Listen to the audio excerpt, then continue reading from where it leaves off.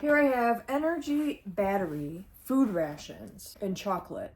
These were sent to me so I could try them out. This will be my first time trying anything like this. Is one of those things where obviously you hope you never need them, but it's nice to just have them. So once you open the box, you've got them like this. There's 12 in here, and here's what they look like. Super duper vacuum sealed for freshness. This is compact food ready to eat. Chocolate flavor.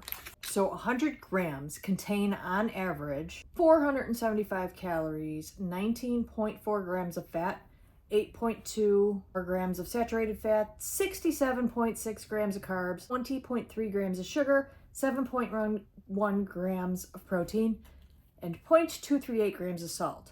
Definitely not a snack for every day, but if you need emergency food, you want all those calories and carbs and all that. So it does contain wheat. These are not gluten-free. It says flour 60%, and then it has vegetable oil, sugar, glucose syrup, cocoa powder, water, salt, raising agent, and sodium bicarbonate. Best if eaten before June 18th of 2045. That is awesome. Okay, let's check them out. So again, like, this is for an emergency. You're not looking for a delicious snack here, but it's not gonna hurt if they do taste decent. Okay, so once you open this, you've got 2 little wrapped bars in there. Ooh, they smell good. Ooh, it smells a little bit like a chocolate granola bar. Let's break one like that. Ooh, that's what it looks like in there. So they're a little bit like crumbly. Okay, I'm gonna take a small bite. So they're not bad at all.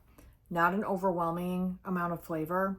Again, I wouldn't expect them to. The texture's fine. It doesn't taste like astronaut food or anything like that.